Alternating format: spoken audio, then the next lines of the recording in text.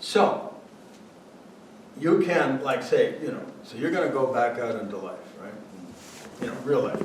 And you've just been doing pretend life for 7 months now. So you're back in real life. And how can you relate to that and use it as a practice? Yeah? See, use the whole thing as a practice. See? But again, there's so many people, I was just saying, like, on the mat, they don't get it at all. So they put themselves in the situation, but they don't use it properly, in my view. Okay? See? So you could put yourself in the situation, going back to life, you're going to do that, right? But you don't use it properly. So what can you do? Now, certainly you've got your, like, say, mastery training, and maybe you want to continue singing. But you might not want to continue juggling. It's like master juggling, you're not interested anymore, you see? Or you might, not care about drawing anymore, I don't know, or whatever. You see, you might not, you see? Or a ropey thing, okay? See, you might not, see? And then, so, okay, what else going to do? Now, finding something to master in a physical domain, or any domain, cool, gives you feedback. And notice I said master, because you get the most feedback by going for mastery. Just to be competent at something doesn't give you all that much feedback. You just do it, you get better at it, you get some feedback maybe on you. But the mastery, that kicks ass. It kicks ass in your ego, okay? Because your ego has a hard time, just using the word ego, has a hard time, with the kind of ass kicking it's going to get in order to master something. Because master doesn't care about your ego at all. Yeah. I've been having some thoughts about something I would call like setting a bar. And if I have a bar set, like you just said pretty much, like if I set the bar at mastery, all of a sudden it's like, oh my God, I see all kinds of stuff that I didn't have before. When the guys come in, it's like, okay, excellence is now here, where you're at is no longer acceptable. So there seems to be like an aspect of setting the bar. It's not the goal, anyway.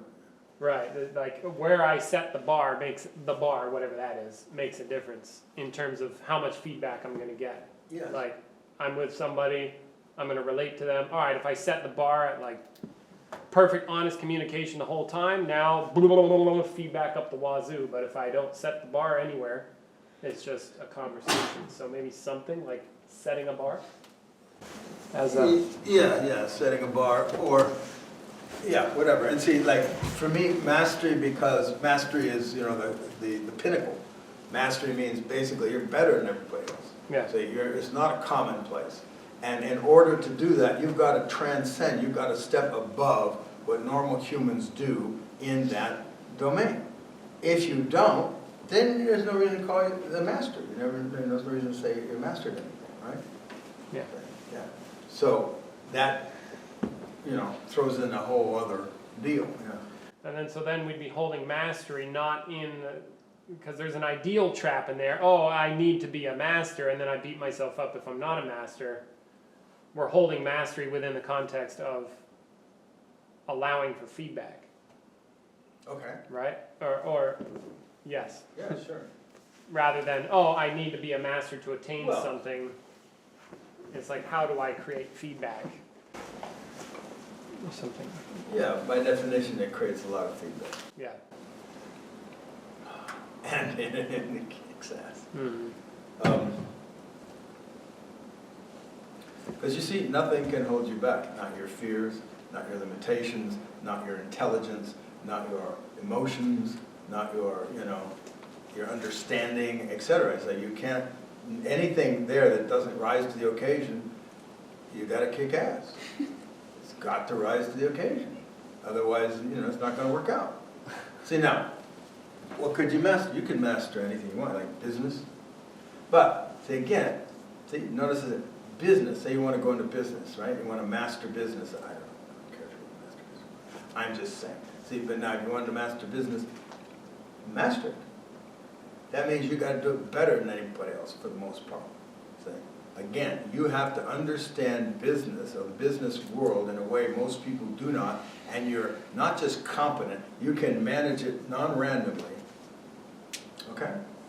Kind of thing. Do you see the difference? Not just having a business and being successful. Okay, good, that's good. And that'll probably give you a bunch of feedback. See? Especially, you know, you open a business, and what do they say? Like 90% of businesses fail the first year. See? So you get some feedback there. You know? Yeah. Like some very successful businessmen have said, or at least one, I can't remember who, you know, says, you know, well, how should I, you know, be successful? So get out there and fail. What? Get out there and start failing. In other words, you know, give it a shot, fail, do it again. See? Give it a shot, fail, do it again. You'll learn. Because that's usually how it works, right? So I mean, if you want to master fighting and you go up, you know, you start your first day in fighting, you think you're going to win? You know, probably not. Unless you're a savant or something, somehow, you know. But you see, you're going to get your ass kicked. Especially, you know, the guys are better. Thanks for watching. If you like this video, please consider joining a workshop. They're more powerful than you think.